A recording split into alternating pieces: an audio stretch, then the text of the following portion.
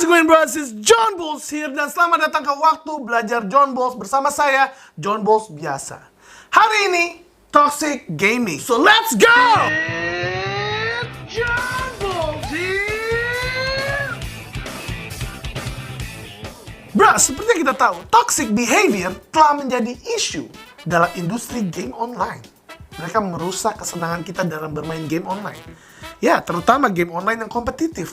Apalagi yang kalau kita sering bermain seperti Dota 2, seperti Mobile Legends, atau Overwatch, pasti pernah melihat orang dengan kebiasaan-kebiasaan seperti emosional, menyalahkan orang lain, menggunakan kata-kata buruk, egois, adalah beberapa karakteristik toxic behavior. Jadi bisa kita bilang toxic behavior akan menjadikan toxic gamers dan akan menjadikan toxic gaming. Jadi pertanyaannya, apa yang sebenarnya menyebabkan toxic behavior muncul? Apakah hal ini tak bisa dihindari? Apa dampaknya? Apakah selalu negatif atau ada hal positif di dalamnya? Toxic sendiri berasal dari kata Latin toxicum yang berarti racun. Ada beberapa hal yang membuat game online menjadi tempat untuk toxic behavior, seperti competitive element, anonymous, counterfactual thinking, dan negative social culture. Apakah itu? Pertama, competitive element.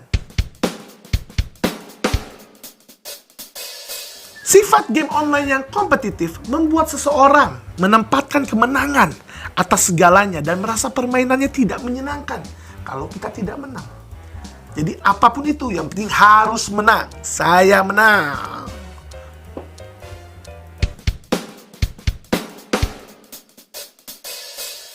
Faktor kedua adalah anonymous. Karena kita dalam penggunaan game online, kita menggunakan sebuah nickname atau nama panggilan yang membuat seseorang jadi tidak diketahui identitas aslinya dan kemungkinan besar tidak akan bertemu langsung dengan pemain lain.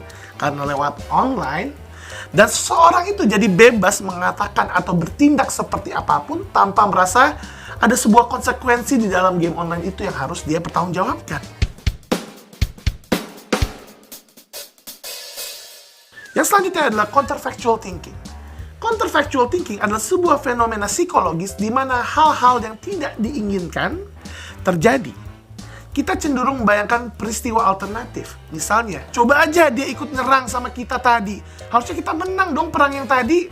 Atau mungkin harusnya kamu nggak usah kesana, kan kamu jadi mati. Pemikiran kontrafaktual dapat berdampak positif untuk bahan evaluasi. Tetapi itu juga dapat memicu kita untuk menyalahkan orang lain. Selanjutnya adalah negative social culture. Ketika kita tumbuh dalam masyarakat individualis di mana tidak ada empati atau kita bersenang-senang menonton orang lain menderita, itu adalah masalah waktu untuk mendapatkan hal-hal buruk muncul dalam diri kita. Game online menawarkan kesempatan ini. Kita dapat mengatakan toxic behavior tidak akan terjadi jika semua anggota tim bermain adil. Tetapi tidak peduli seberapa bagus tim bermain, akan ada pemenang dan akan ada yang kalah dalam permainan kompetitif.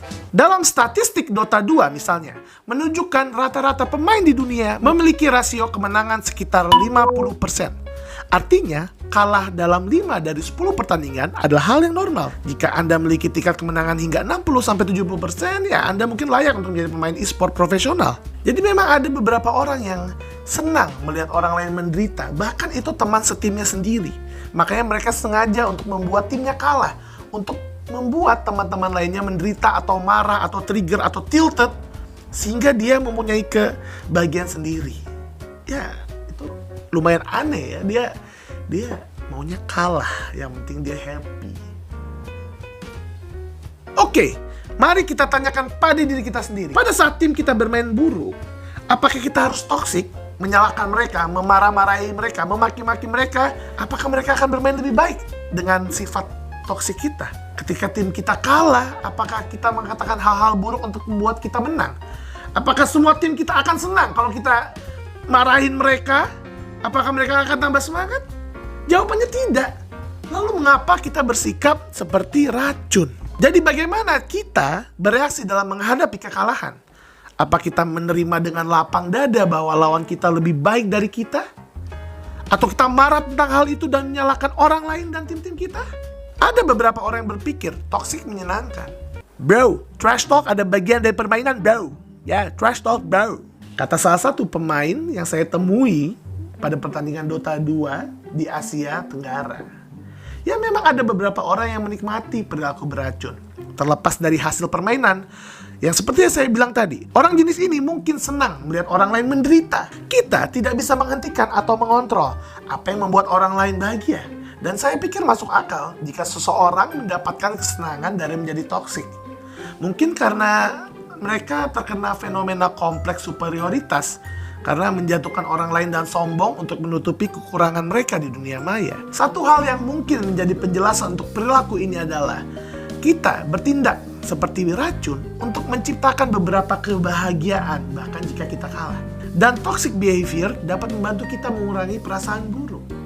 Ya, karena kita kalah, jadi kita pengen mengecilkan orang lain dan kita terlihat besar. Ya, itu fenomena kompleks yang terjadi di hidup kita, bukan? Jujur aja, ini adalah mental yang buruk dan tidak akan buat kita jadi seorang pemenang. Ya, ini adalah mental pecundang. Ada jargon populer di dunia MOBA. Comeback is real. Yeah, comeback is real, bro. Tidak peduli seberapa buruk permainannya, jika kita terus berjuang, akan selalu ada kemungkinan untuk membalikan situasi. Pada saat kita masih percaya pada diri kita, ada 0,01% kemungkinan kita menang. Kapan kemungkinan itu turun menjadi 0%? Pada saat kita menyerah. Hal senada juga disebutkan oleh atlet street fighter populer, Daigo Umehara, dalam bukunya yang berjudul The Will to Keep Winning. Meskipun lawan jauh lebih kuat, selama layar tidak mengatakan KO, selalu ada kesempatan untuk kemenangan. Begitu juga dengan olahraga biasa. Tim kita basket sudah kalah 100 poin, bisa aja ada meteor tiba-tiba jatuh yang menimpa musuh kita dan kita jadi menang, kan? Itu bukan sesuatu yang baik ya, tapi ya kalian tahu apa yang saya maksud. Ini adalah beberapa tips untuk menghindari toxic behavior yang akan membuat kita menjadi toxic gamers dan menciptakan toxic game. Yang pertama, lebih seringlah bermain permainan fighting games. Kenapa fighting games membuat kita tidak toxic? Fighting game seperti Tekken, Super Smash Bros, dan lain-lain, biasanya fighting game dilakukan sendirian dan bukan pertandingan tim. Seperti MOBA atau first person shooter, orang yang bisa kita salahkan untuk kekalahan kita adalah diri kita sendiri. Dan terkadang stick kita, ya. Gue kalah nih sticknya nih. Sticknya rusak. Kok bisa gerak semua tapi? Ya rusak, tuker. Nah ini dong stick baru. Gue kalah lagi nih, sticknya rusak juga.